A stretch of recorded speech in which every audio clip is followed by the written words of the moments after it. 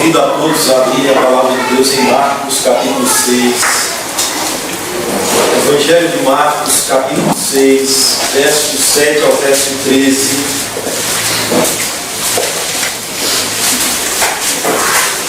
Evangelho que Marcos escreveu, no capítulo 6, verso 7 ao verso 13.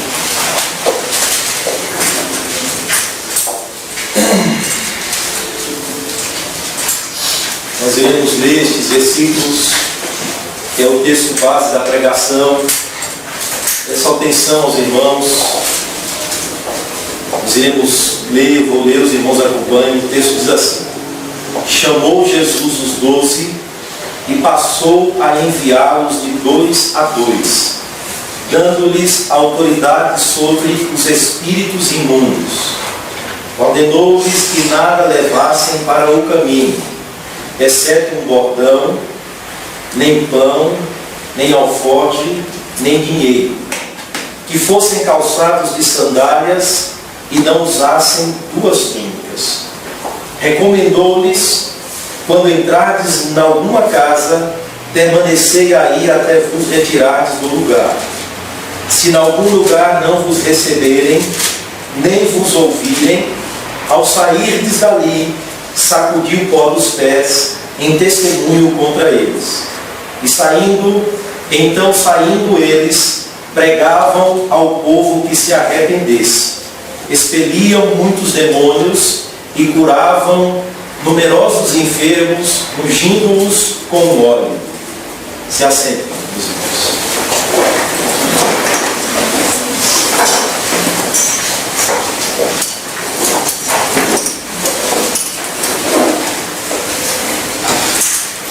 Jesus envia os 12.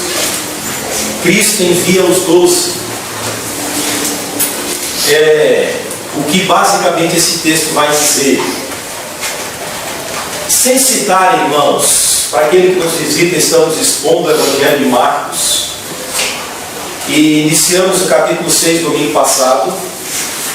E aqui neste texto, sem citar novamente o nome de Cristo, ou sem citar Cristo pelo nome, o evangelista Marcos continua a sua narrativa e vai dar sentido à observação do versículo 1 do capítulo 6, quando ele pontuou dizendo que os discípulos estavam com Jesus, ou seguia a Jesus, ou o acompanhavam.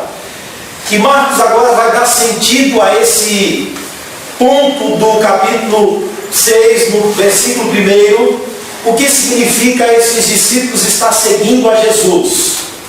Então, a Jesus, após ser rejeitado em Nazaré, vimos isso, ele prega de modo maravilhoso, a sua sabedoria se manifesta publicamente, seu poder, seu ensino, mas ele é rejeitado em Nazaré, onde ele foi criado, onde ele esteve com seus parentes, onde ele cresceu, onde ele aprendeu a profissão, aonde ele revelou sua humanidade muito mais do que sua divindade. E os seus os rejeitam. Não, isso aí é filho de Maria, carpinteiro. Não, peraí. Mas só que Jesus, irmãos, embora tenha sido rejeitado em Nazaré, ele dá continuidade às suas missões. Ele dá continuidade ao seu trabalho e envia os seus discípulos. Olha, em Decápolis ele já tinha sido rejeitado. Em Decápolis o povo disse assim: sai daqui, sai por favor, se retire da nossa região.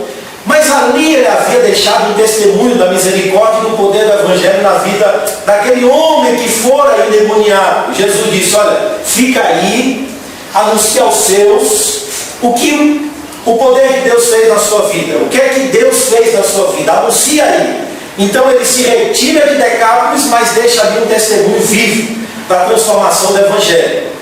Aqui, irmãos, de modo não muito diferente, a rejeição de Cristo vai provocar em Cristo novas investidas em outros lugares.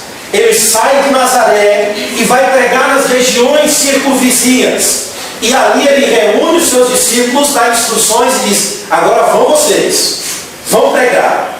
Cristo irá enviar seu povo, irmãos, seus discípulos, para proclamar a mensagem do Evangelho, para proclamar aquilo que eles aprenderam até aquele ponto. Vocês vão sair e vão anunciar.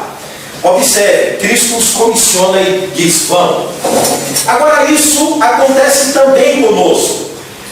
A mensagem do Evangelho que chegou aos nossos corações, que nos transformou, que ouvimos essa mensagem pela graça de Deus e os nossos corações foram transformados pelo Espírito de Deus.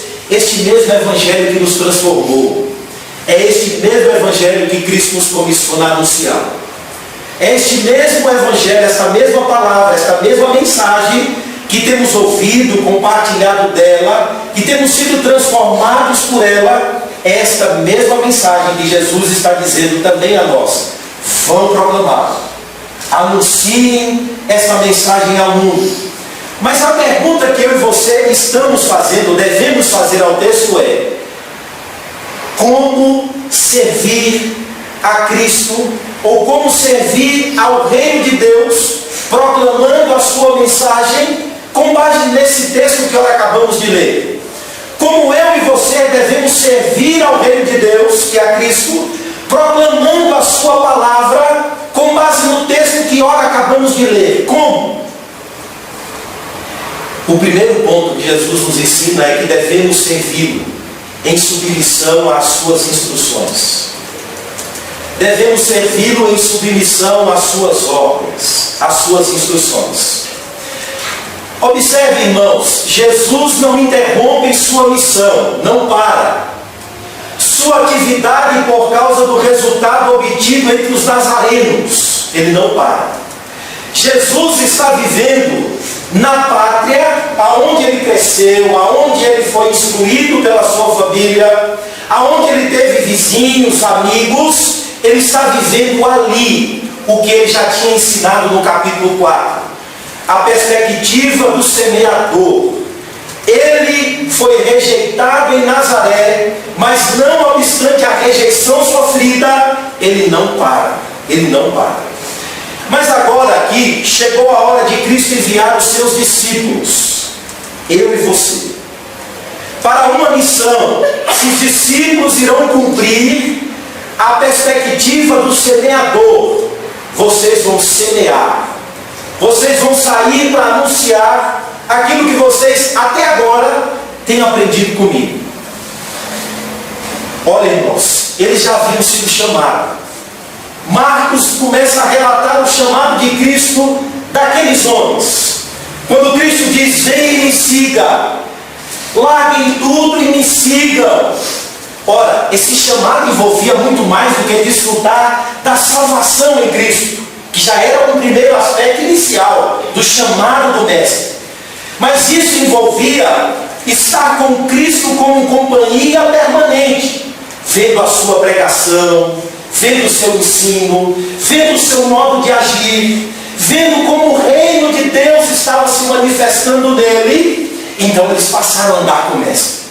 E participaram de um curso, irmãos, que envolvia teoria e prática, que envolvia ensino e envolvia a manifestação visível, com sinais do reino se manifestando entre eles, palavras e obras.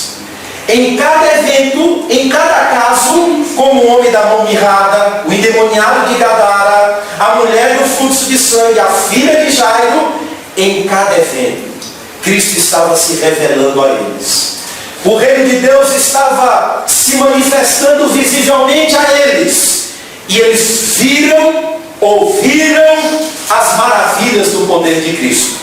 Isso foi tão evidente em suas próprias vidas, que Pedro e João, no livro de Atos, quando é acossado pelas autoridades e questionados acerca da pregação e mandados parar, parem, eles disseram, melhor dizendo, nós não podemos parar ou deixar de falar daquilo que temos ouvido e visto. Não podemos parar. E eles viram e ouviram. Agora chegou a hora de transmitir. Chegou a hora de entregar ou de pregar e ensinar aquilo que eles aprenderam com o Mestre. Ou melhor, aquilo que eles desfrutaram com o Mestre. É lógico, irmãos, que o conhecimento que os discípulos têm aqui, neste ponto da história e da sua caminhada com Cristo, ainda não é um conhecimento amplo templo. Não é. Cristo ainda vai se revelar, e o ápice da revelação de Cristo é a cruz, sua morte e sua ressurreição. Mas o conhecimento que eles têm aqui agora é suficiente para proporcionar a eles uma capacidade de ensinar, de pregar e de ver o reino de Deus se manifestando através da pregação e do ensino deles.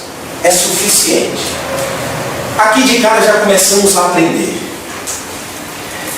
Servir ao reino de Deus, irmãos, em submissão às ordens de Cristo, é reconhecer primeiramente que o que temos aprendido e desfrutado do Evangelho até aqui agora é suficiente para seguirmos em obediência às ordens e serviço de Cristo. Amém. Porque sabemos que o que temos desfrutado de transformação do Evangelho em nossas vidas é suficiente para ensinarmos e transmitirmos a outros. Amém. É suficiente para servirmos em submissão ao chamado e envio do Mestre. Vão como minhas testemunhas. Cristo, irmãos, quando chamou os 12, melhor, Cristo quando nos chama a mim e a você, Ele nos chama com um propósito também de sermos luz no mundo. Ele também nos chama com o propósito de salgarmos no mundo. Ele disse no capítulo 4, não se pode colocar uma candeia acesa debaixo da mesa. Não se pode esconder uma vela, uma lamparina acesa. Mas antes ela deve ser colocada no velador. Ela deve ser colocada para o benefício daqueles que vão desfrutar dessa luz. Paulo diz, vós sois luz de Cristo, ou vós sois luz do Senhor. É lógico que a escolha dos 12 tem uma função teológica mais profunda. Eles dariam continuidade àquela obra de Cristo. E dando continuidade, fundariam igreja, ordenariam presbíteros. Mas este número 12 é representativo. Ele representa a mim e ele representa a você. O que eu e você temos recebido da parte de Cristo até aqui é suficiente para demonstrarmos e pregarmos ao mundo caído o poder transformador do Evangelho de Cristo. É suficiente. Mas, irmãos, este conhecimento recebido dele deve ser também compartilhado com outros. Essa transformação sofrida pelo Evangelho deve ser visível a outros.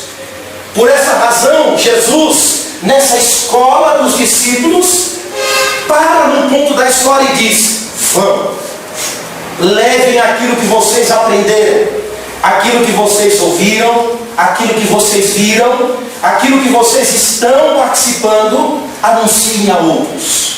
Anunciem a outros. Agora, a última parte do versículo de número 6, veja comigo.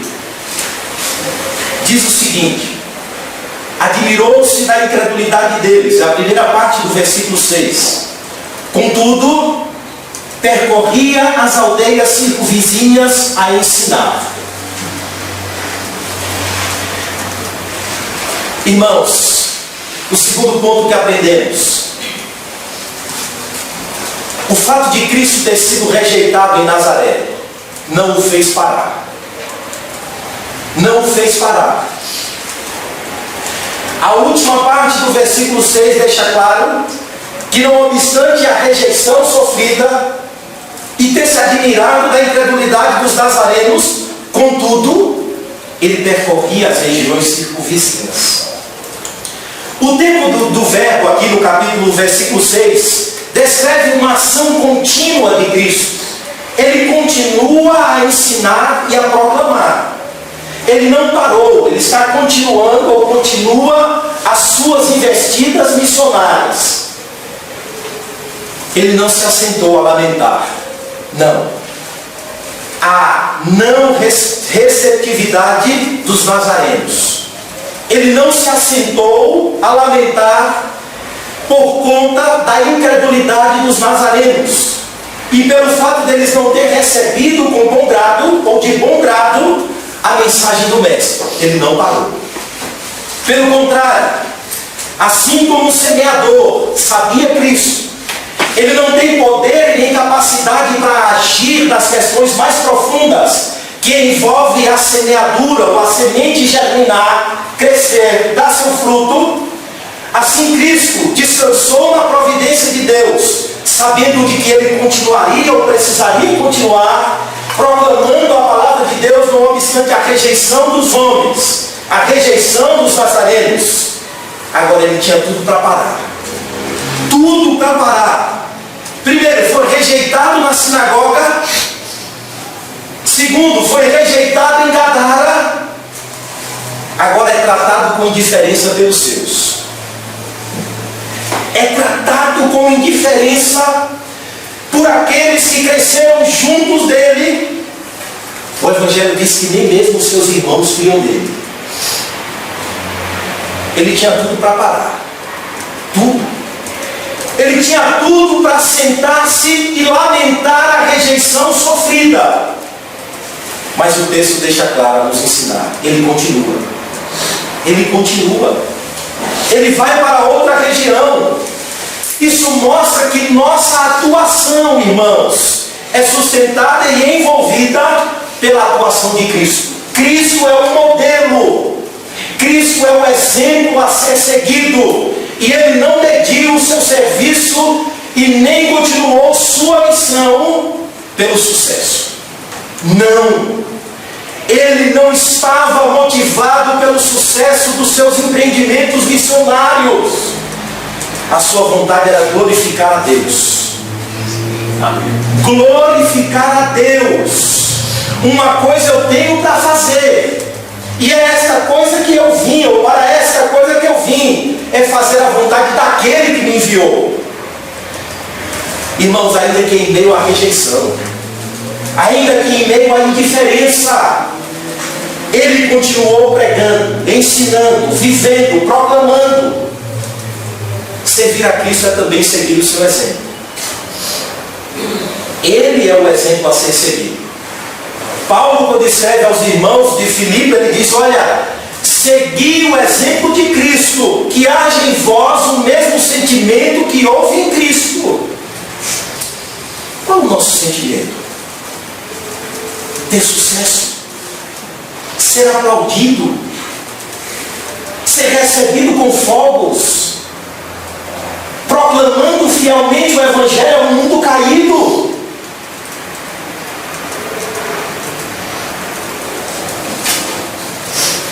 Deixar com que os nossos serviços ao reino de Deus, que é superior aos pecados humanos, ser motivado pelo sucesso. Nós precisamos ter a sabedoria de Cristo em saber a hora de entrar em Nazaré e saber a hora de sair de Nazaré. Ele entrou, proclamou, diante da rejeição, ele sai e vai proclamar em outras regiões.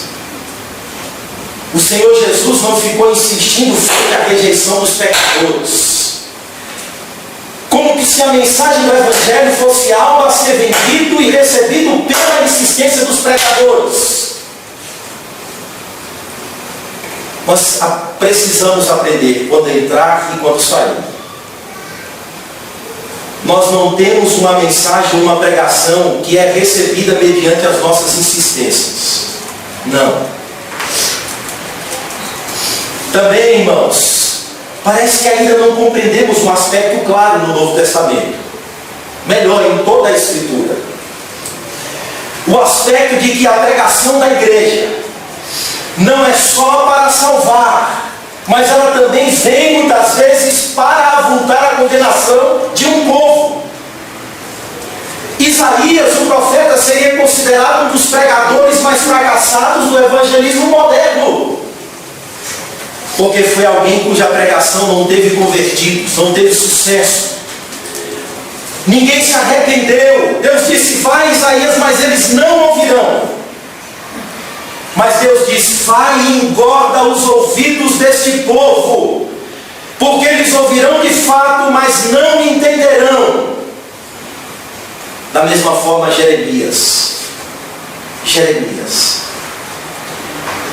Mas o que Deus estava ensinando a Isaías, que apontava para Cristo,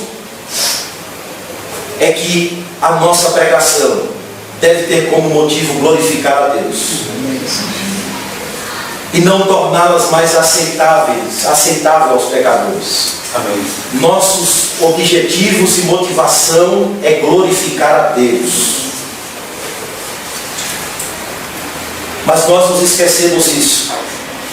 Esquecemos que o Evangelho, como diz Paulo, é cheio de vida e cheio de morte. É cheio de vida para os que estão na vida e cheio de morte para os que estão na morte. Nós não podemos tornar o Evangelho como um perfume somente agradável. O semeador saiu a semear. Essa é a nossa missão. E sair em submissão e obediência a Cristo. Sair. Compartilhando suas instruções com o mundo caído. E seguindo o seu exemplo e modelo, que fazia tudo com o propósito de glorificar a Deus, mesmo diante da rejeição dos mais próximos a Ele. Ele não parou, continuou a pregar.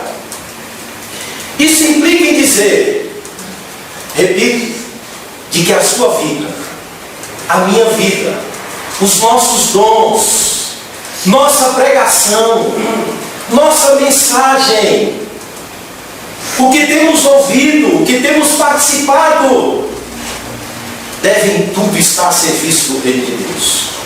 Tudo. Deus está cumprindo o seu propósito através da pregação da igreja. Cristo está ensinando isso.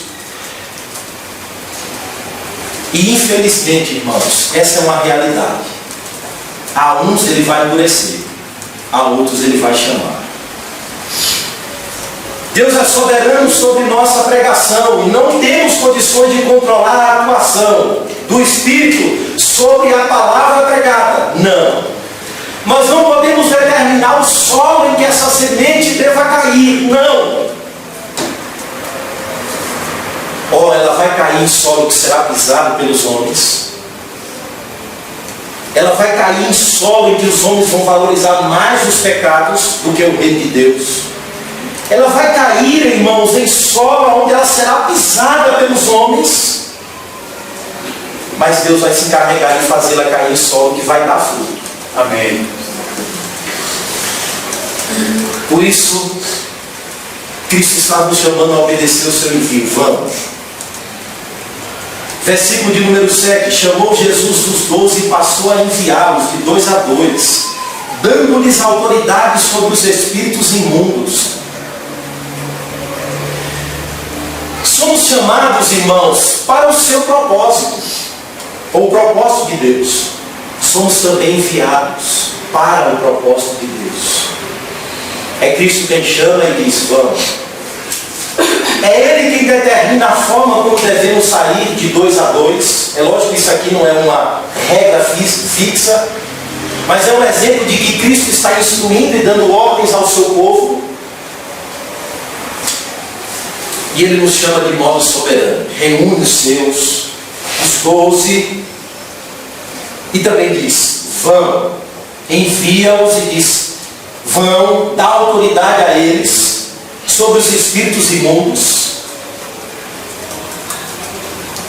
E o termo aqui, irmãos, quando Jesus diz para ir, ou quando Jesus os envia, é o mesmo termo cuja raiz deriva a palavra apóstolo. Eles estão indo com uma missão específica de Cristo. E a Cristo havia designado estes homens para que eles fossem, o fruto deles permanecessem. E o envio era de 2 em 2. O que é que isso significa? Significa que em nosso serviço devemos compartilhar de forma mútua das necessidades uns dos outros e ajudar uns aos outros. Devemos contar com a ajuda daqueles que Deus nos reúne no corpo de Cristo. Não há melhor, não há maior, não há ninguém. Todos devem de forma mútua cooperar para a edificação do corpo e a proclamação da mensagem. Vão de 2 a 2. Mas aqui também tem uma implicação mais profunda. Quando Jesus diz que devem ir de 2 a 2, aqui possui um significado jurídico. Ou seja, o envio de 2 testemunhas. 2 testemunhas. Com isso aprendemos de que nossa pregação, irmãos, possui um tom solene, que é reforçado no versículo 11. Se em algum lugar não vos receberem, não vos ouvirem, ao sairdes dali, sacudi o pó dos pés em testemunho contra eles. Olha, não é coisa de pouca importância ouvir a pregação legítima da igreja, não. Não é. Ouvir a pregação da igreja não é coisa de pouca importância. A igreja é portadora da mensagem de Deus. Isso mostra que a igreja não está saindo para proclamar suas mensagenzinhas de autoajuda. Não. A igreja está proclamando a mensagem do reino, o evangelho da salvação. E sobretudo a igreja, irmãos, tem uma mensagem, essa mensagem é carregada de solenidade. Olha, quando vocês chegarem no lugar e alguém rejeitar, bata a poeira dos pés e vão para outro lugar. Isso vai servir de testemunho contra aqueles que estão ouvindo. E tem mais, Jesus disse, vocês vão debaixo da minha autoridade. Essa autoridade não é desfrutada e aplicada à parte da obediência de Cristo. Não. Essa autoridade se aplica em obediência à mensagem e às instruções que Ele está dando. E seguindo obedientemente o seu envio, estamos prosseguindo debaixo da autoridade daquele que é o cabeça, Cristo. E ele mostra que o reino de Deus, irmãos, será implantado com oposições. Vocês terão autoridade sobre espíritos imundos.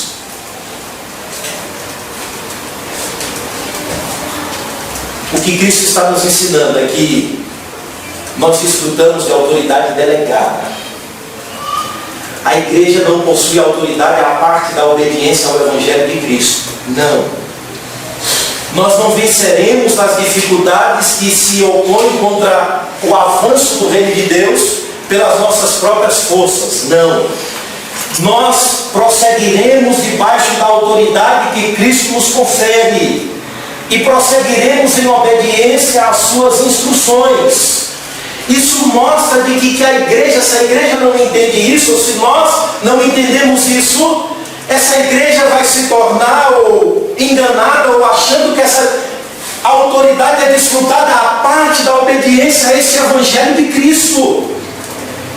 E aí se torna uma igreja esquimesmada, que se acha cabeça e não cauda, que veio para ter aquilo que na verdade Deus não promete ou Cristo não promete a esse mundo, e sempre enganada nesse afã de que são autoridade pelo fato de se reunir num local físico e proclamar o nome de Cristo, vão prosseguir enganada, proclamando engano, pronunciando engano, pregando promessas infundadas e proclamando ou achando que tem uma autoridade que já perdeu há muito tempo porque se afastou do princípio do Evangelho de Cristo.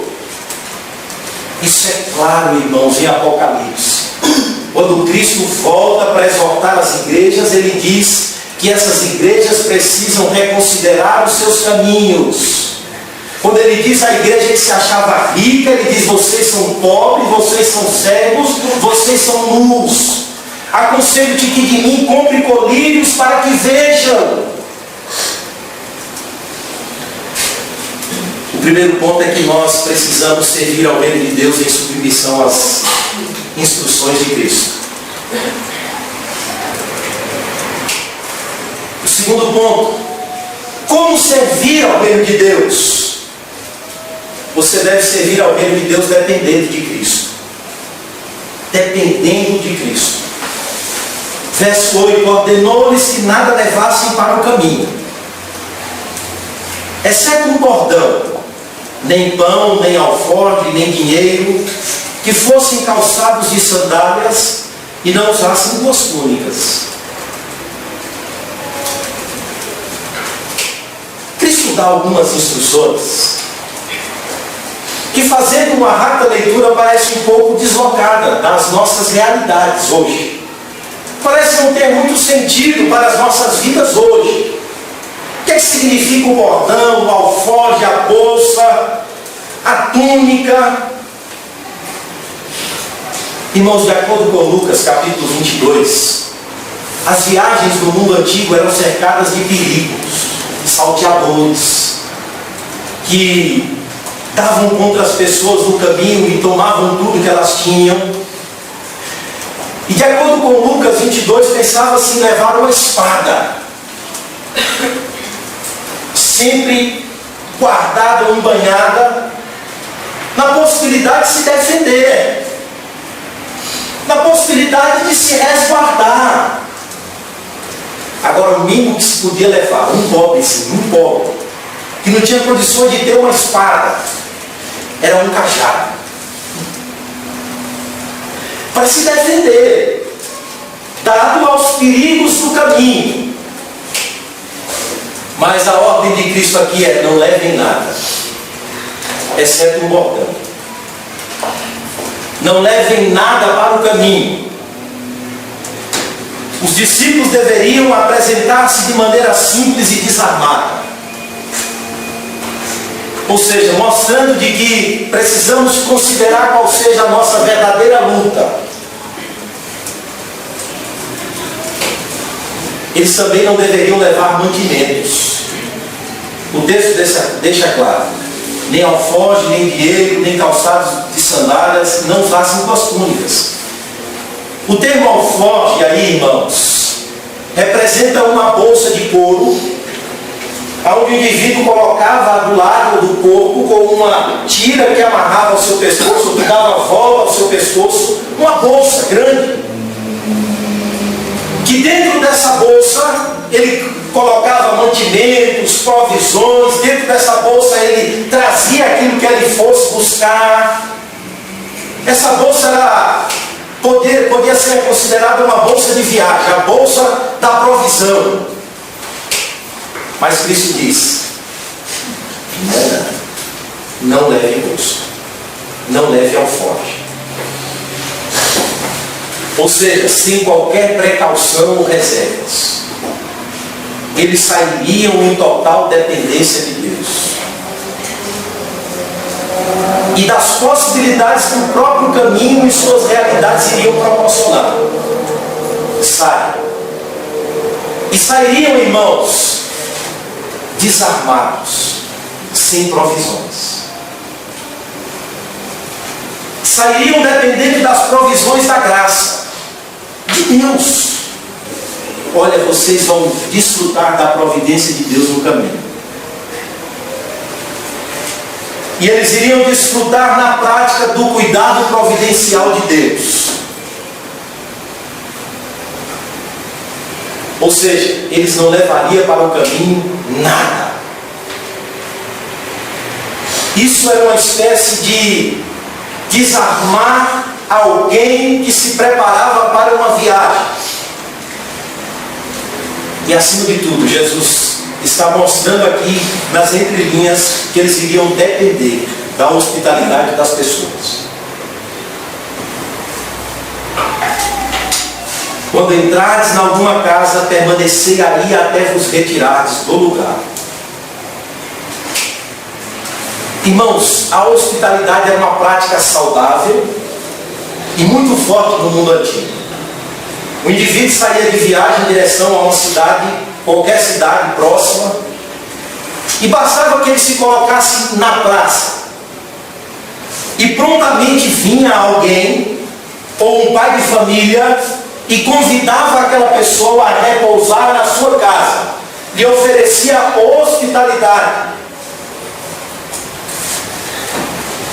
E eles então entravam nas casas, dormiam, desfrutavam daquela hospitalidade que eles estavam oferecendo, comiam do que tinham ali, depois prosseguiam viagem. Agora Jesus diz assim: olha, vocês não devem abusar desse serviço. Quando entrar numa casa, permanecer nela. Por quê? Alguns abusados, ou abusando deste serviço, entravam numa casa e, sabendo que uma outra casa de condição financeira melhor estava ali abrindo a porta, ele saía daquela casa do pobre e ia para uma casa de outro de melhor condições, para desfrutar de uma hospitalidade melhor, de uma comida melhor. E Jesus, consciente desse abuso, ele diz: olha, não saiam da casa, fiquem lá, não abusem desses serviços. Vocês devem estar preparados para desfrutar do que aquela casa está oferecendo. Não use nem desculpas espirituais. Jesus vai mais além, diz: olha, coloca uma sandalinha no pé, porque somente quem estava jejuando e de luto caminhava descalço. Mas Jesus diz: coloque uma sandália e caminhe. Vão, porque a caminhada requer isso de vocês. Calcem sandálias. E Jesus diz: não usem duas túnicas. Duas túnicas. Bons, túnica era aquele vestidão que o homem e a mulher usavam, com algumas diferenças na borda do vestido, para distinguir o que era o homem e o que era a mulher. O cinto também, o vestido que tinha um buraco para os braços, para o pescoço, compridão. E no mundo antigo, acredito que em alguns casos também se justifica no mundo em que estamos vivendo, no contexto em que estamos vivendo, a posição social de uma pessoa é vista pelas roupas que ela usa. No contexto aqui também, só rico usava duas túnicas. Só pessoas com condições financeiras altas usavam duas túnicas. Flávio José, um historiador da época, dizia que os ricos usavam várias camisas, várias túnicas, uma sobre a outra, mas os pobres tinham somente uma só.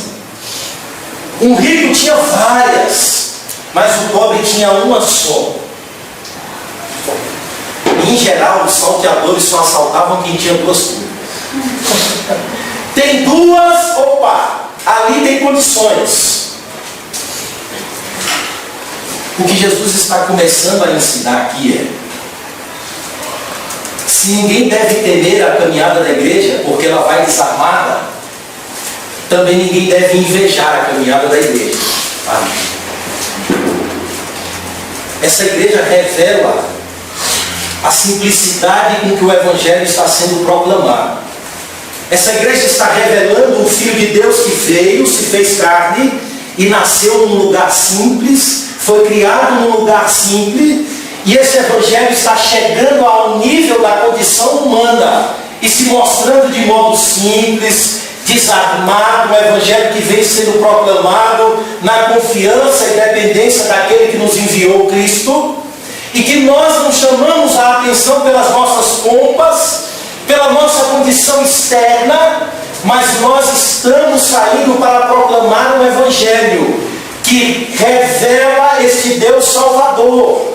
E qualquer coisa que interfira essa proclamação, que faça com que o Evangelho seja entendido de modo errado, Jesus está pedindo que a igreja deixe a bolsa, deixe a espada, deixe tudo. Saiam com a humanidade com que o Evangelho está construindo em vocês. Uma túnica, uma sandália, um bordão. Saiam debaixo da dependência de Deus. Mas aqui tem mais, irmãos. Tem mais. O que Cristo está procurando colocar na cabeça dos seus discípulos é de que nada na caminhada da igreja pode macular a mensagem do Evangelho de Cristo. Nada. Essa igreja está inserida dentro de um contexto histórico. Veja, aonde quem tinha duas túnicas era considerado rico, aonde a hospitalidade era maculada por uma casa onde tinham condições melhores, aonde as pessoas iam se defender levando espadas. Este Evangelho está dentro de uma cultura aonde os pregadores itinerantes saíam pelas cidades, de casa em casa, arrancando dinheiro das pessoas e desconstruindo a mensagem do Evangelho para ter contato às posses das pessoas. Veja, Cristo está nos ensinando dentro de um contexto onde nós estamos vivendo, aonde essas versões erradas precisam ser desconstruídas, para que a mensagem do Evangelho saia das nossas bocas, das nossas vidas, de maneira clara, de maneira limpa, de maneira pura. Essa era a briga de Paulo, irmãos. Paulo exortava a igreja de Cristo constantemente, a fim de que eles não saíssem da simplicidade do Evangelho, a fim de que eles não maculassem a pregação do Evangelho. E aquele homem viveu de modo simples, de modo abnegado, a fim de que a glória do Evangelho não fosse anulada nele.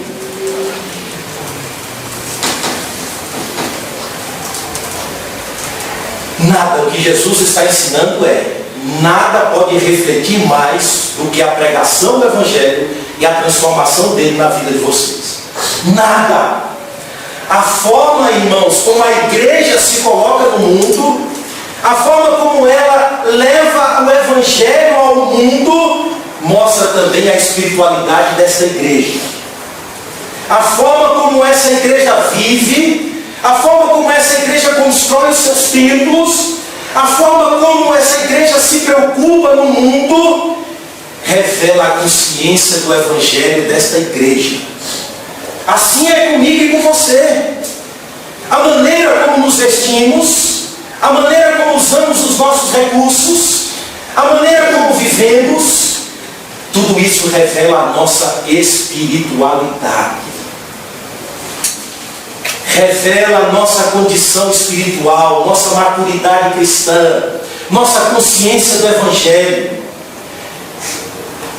Tudo, irmãos, que essa igreja faz, revela a sua condição no contexto em que ela está vivendo. Sua arquitetura bem trabalhada, suas preocupações com templos bem construídos, revela o tanto que essa igreja está no centro da vontade de Deus.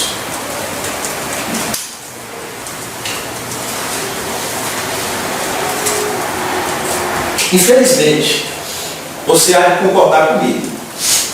Hoje, muitas pessoas são atraídas pela igreja ou para a igreja, não pela mensagem que ela proclama, mas pela forma suntuosa como ela está vivendo.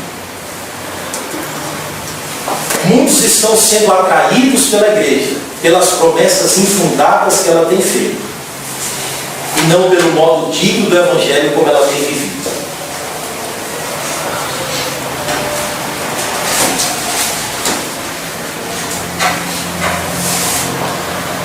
A igreja está inserida na cultura de um povo e na realidade de um povo, e ela deve fazer sentido a este povo.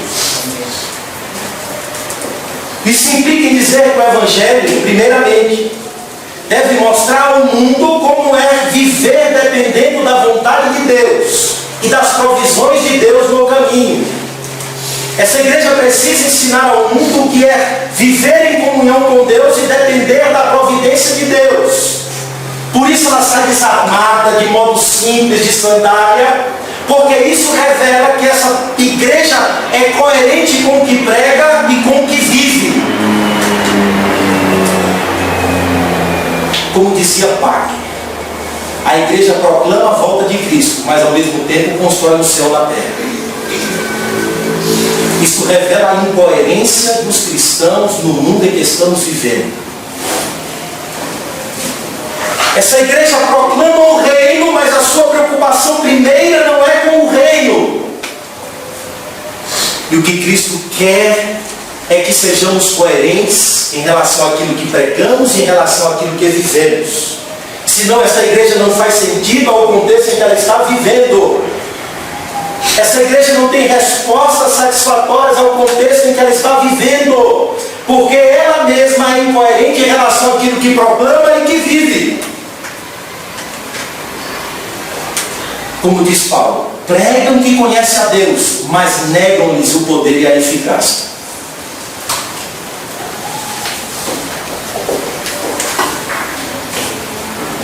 O Evangelho nos ensina, irmãos, de que a vida cristã é uma vida de contentamento. A hospitalidade que estava sendo dada àqueles irmãos, Cristo disse: contente com ela. O Evangelho nos ensina uma vida de contentamento e de dependência de acordo com a vontade de Deus. Segundo, o Evangelho está nos ensinando que o alforje representava os mercenários do mundo antigo.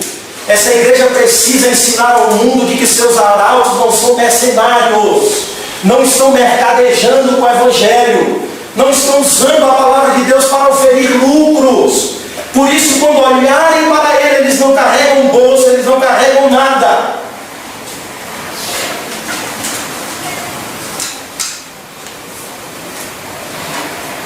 Este Evangelho também nos ensina que a igreja precisa mostrar ao mundo de que o Evangelho veio resgatar a nossa humanidade. Essa humanidade que nos faz andar de sandálias, de túnicas, de alforje. Este Evangelho deve ser mostrado ao mundo de que o poder de Cristo nos desarmou, está nos humanizando, está formando aquele homem que foi criado segundo o propósito de Deus e que o pecado maculou. Ele está sendo reconstruído em Cristo. E que esse Evangelho é revelado por Deus em vasos de barro. São homens que pregam. São homens que estavam longe e agora estão perto. São homens que eram perdidos, agora são salvos. São homens que eram trevas, agora são luz do Senhor. E o Evangelho nos ensina que a igreja deve mostrar ao mundo e que sua autoridade não é sua pompa externa. Não são seus bens, seus recursos, sua arquitetura. Não. A igreja deve mostrar ao mundo de que sua autoridade está vinculada ao seu cabeça, que é Cristo.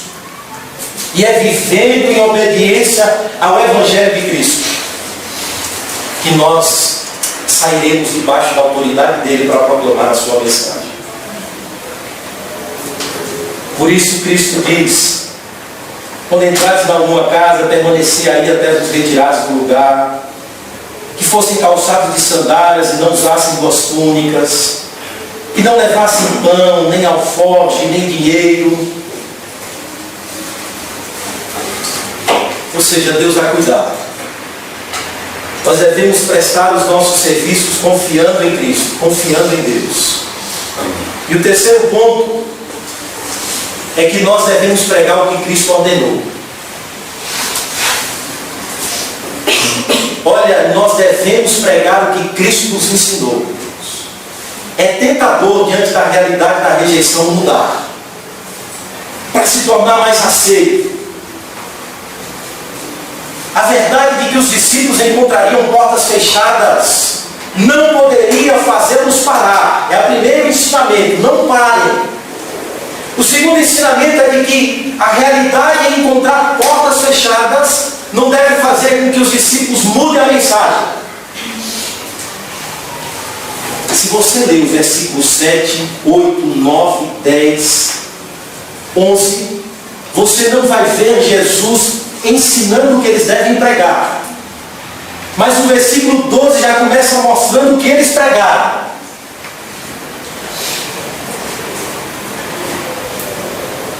Eles de fato encontraram portas fechadas.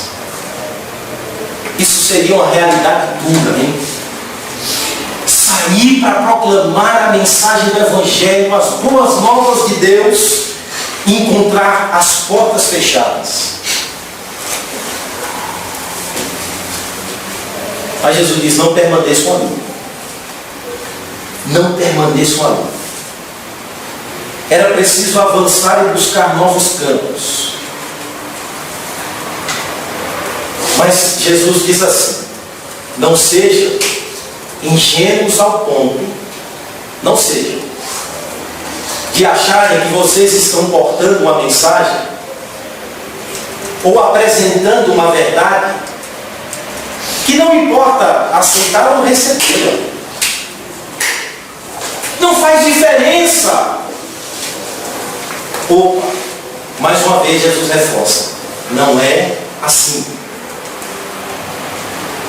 Essa não deveria ser a atitude deles, mas pelo contrário. Vocês devem declarar aquele lugar como lugar pagão. Vocês devem declarar aquele lugar como um lugar imundo. Essa é a atitude do judeu.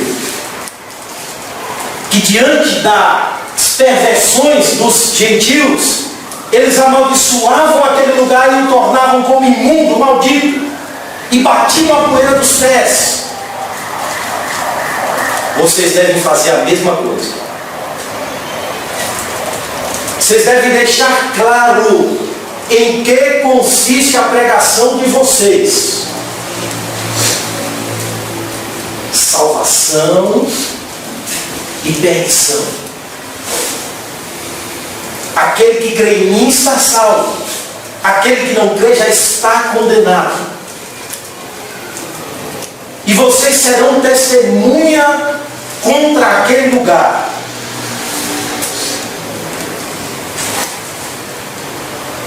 Nós ouvimos muitas vezes, né, irmãos? Nós temos que amar os pecadores. É verdade. Nós temos que amar as almas e sair para ganhar almas. Também é verdade. Mas a nossa motivação em levar o Evangelho é a glória de Deus. Amém. Se não for, nós estamos errados. A nossa motivação é glorificar a Deus. E aqui Cristo deixa claro: não insistam com portas fechadas. Deixe claro que rejeitar o Evangelho não é tão simples assim. Deixe claro para eles.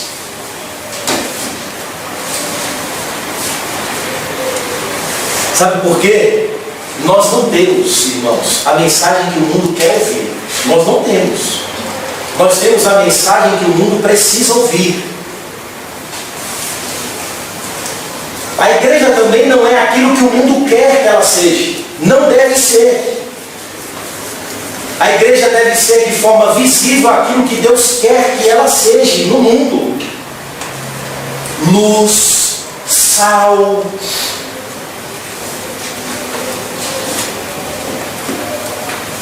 E o mundo precisa saber de que a igreja está portando a palavra de Deus.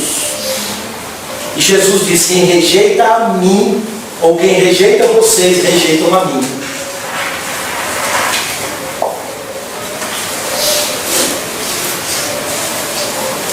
Então não mude, não mude, não adultere, não a torne mais aceitável.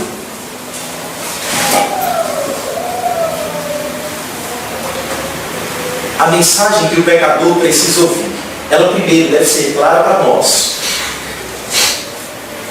Sendo clara para nós, deve ser clara para eles. E a mensagem que é clara para nós e clara para eles, fala de que primeiro o homem precisa se arrepender. Versículo de número 12. Então, saindo eles, pregavam ao povo que se arrependesse.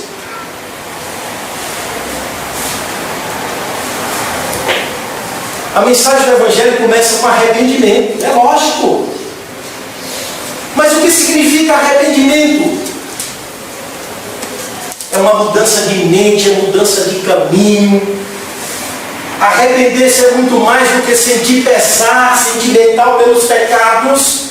É uma mudança profunda na mente do pecador, no caminho do pecador.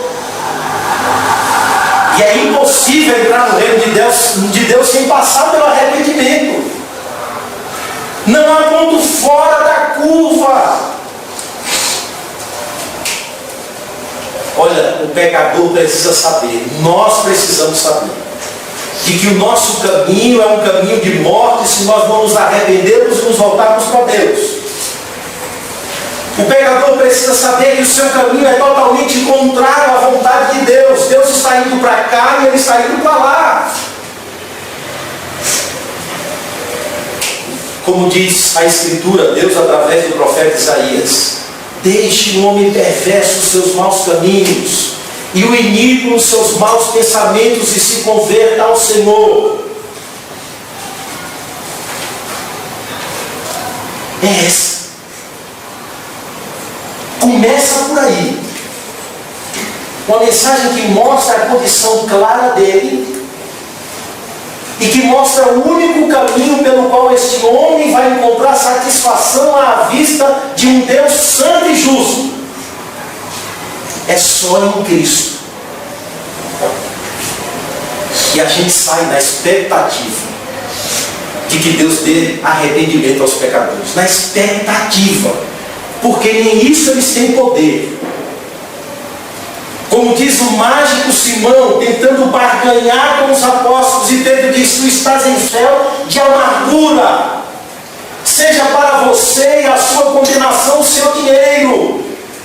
E ele diz: rogue por mim.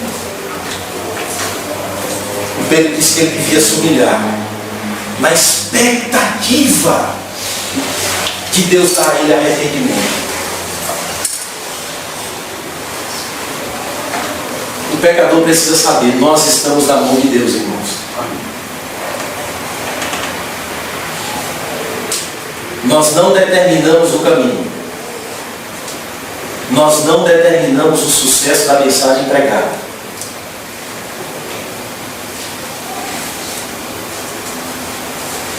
Como diz o Salmo, Deus é o juiz. A uns ele abate, a outros ele exalta.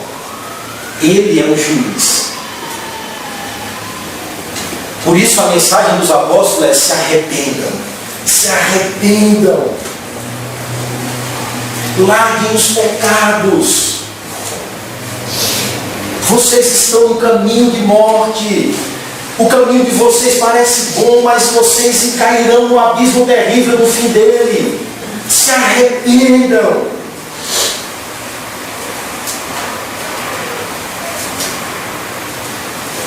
O segundo ponto é de que nós portamos uma mensagem de libertação. E expeliam muitos demônios, e curavam numerosos enfermos, ungindo-os com óleo.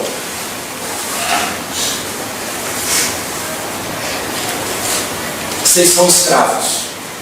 A igreja diz: vocês são escravos. Os judeus se escandalizaram quando ouviram Cristo dizer isso. Mas nós nunca fomos escravos de ninguém, somos descendentes de Abraão. Vocês são filhos do diabo, vocês são escravos do pecado. Vocês não querem vir a mim para ter vida. Ou é morte, ou é vida. Ou é luz, ou é trevas. Ou é livre em Cristo para obedecer a Deus, ou é escravo do pecado que conduz para a morte.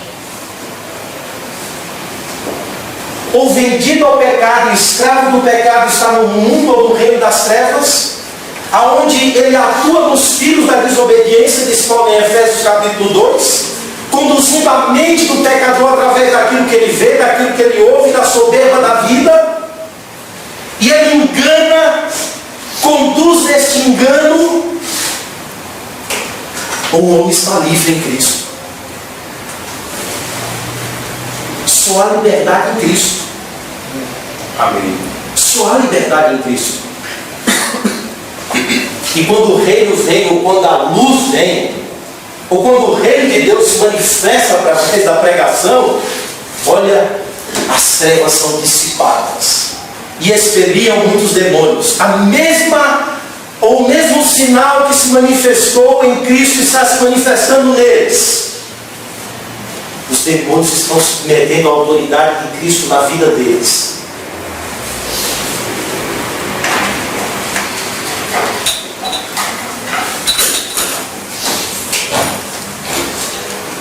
Então o Evangelho liberta, transforma, muda. O Evangelho arranca o poder de Deus através da pregação do Evangelho, arranca esse homem das trevas e o traz para a luz. E o terceiro ponto, irmãos, é que a igreja não tem uma mensagem deficiente, ela tem uma mensagem para o homem completo. Ungindo-nos com óleo, muitos enfermos. Ou seja, a salvação é uma bênção que se estende ao homem integral. Os benefícios do Evangelho eram sentidos até no corpo, porque algumas enfermidades saíam do corpo. Aonde o pecado abundou, vai superabundar a graça através do Evangelho de Cristo. E aí, irmãos, guardado algumas peculiaridades do texto, ungindo-os com óleo, porque o óleo representa o Espírito Santo, é um símbolo do Espírito Santo, bem como era utilizado de modo medicinal no mundo antigo. Colocava-se óleo, azeite nas feridas para cicatrizá-las mais rápido. E aqui eles aplicaram a unção, o óleo da unção, sobre os enfermos, e eles eram curados. Não de que o óleo tenha poder, o poder é de Cristo sobre a vida deles. Mas o óleo está representando aqui tanto a cura recebida, bem como o Espírito Santo sobre a vida daqueles que são alcançados pelo Evangelho. Nós temos, irmãos, a mensagem que o pecador precisa ouvir, a revelação do Senhor, a palavra do Senhor. E nós precisamos fazer como o apóstolo Paulo, pregar todo o desígnio de Deus, pregar todo o Evangelho do Senhor. Não precisamos adulterá-lo, não precisamos maculá-lo, não precisamos torcê-lo, não precisamos torná-lo mais aceitável. Precisamos sair motivados em glorificar a Deus. Precisamos sair debaixo da submissão de Cristo, das instruções de Cristo, e saber que os frutos serão colhidos de acordo com a vontade de Deus.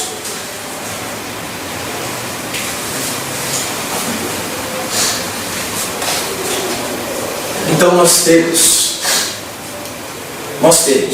uma mensagem que fala de arrependimento, e que esse arrependimento ele deve ecoar em nossos ouvidos, mesmo nós, depois de resgatado das trevas, estando em Cristo. Precisamos, nós hoje, estando em Cristo, precisamos nos ouvir a mensagem do arrependimento e nos arrepender constantemente. Ou seja, a nossa vida cristã precisa ser pautada pelo arrependimento e fé, arrependimento e fé. A capacidade que a graça nos dá de mudar de caminho e nos voltar para Cristo. Agora, quem dirá aqueles que estão mergulhados, do pé à cabeça nas trevas? A mensagem não muda, é arrependimento o tempo todo. Quando olhamos para a lei de Deus, enxergamos a nós mesmos, vemos o absurdo que a nossa natureza está em relação àquele que é santo. E aí ecoa o grito do homem desesperado de Romanos 7. Miserável homem que sou, que me livrará do corpo dessa morte? Aí Paulo diz, mas graças a Deus que nos dá a vitória em Cristo. Ou seja, eu não tenho vida em mim mesmo, mas eu me aproprio da vida de Cristo. Eu busco vida em Cristo, eu busco satisfação em Cristo, eu busco conformação em Cristo.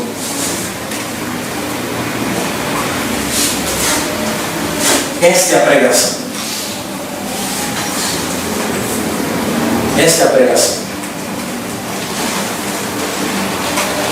Então, irmãos, é assim que nós devemos prestar os nossos serviços ao reino de Deus. Submetendo-se às ordens de Cristo. Ele é o cabeça da igreja. Seguindo as suas instruções, confiando nele, a fim de que a mensagem não seja imaculada por interesses que fogem ao controle e ao objetivo primeiro do reino de Deus. E aí depois que essa igreja, o que nós muitas vezes, em desobediência a Cristo, não temos mais autoridades para proclamar o Evangelho, aí a gente começa a usar boas túnicas, a gente começa a melhorar o ambiente, o templo aumenta, a cadeira fica mais acolchoada. Não que isso não deva ter, mas a gente quer impor através de elementos que não.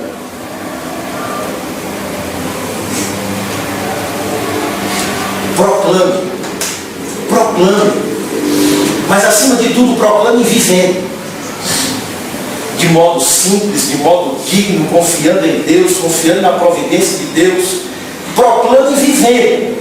Porque senão corremos o perigo de sermos uma igreja que não faz sentido para o contexto em que estamos vivendo. Esse é o perigo. Corremos o perigo de ter uma mensagem verdadeira muitas vezes, mas uma vida incoerente.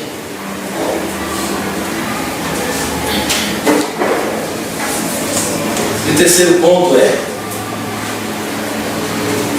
a mensagem é essa: arrependam-se, só serão livres em Cristo. O Evangelho transforma o homem completo, integrado. Que Deus nos ajude, meus irmãos. Vamos orar. Senhor, nosso Deus e Pai, nós queremos te agradecer mais uma vez por nos colocar diante da Tua Palavra nessa noite, Senhor. A Tua Palavra, Senhor, que revela os nossos corações, a nossa condição, que acima de tudo revela o Teu amor, a Tua misericórdia, a Tua justiça, o Teu padrão, a Tua retidão, que revela os Teus propósitos.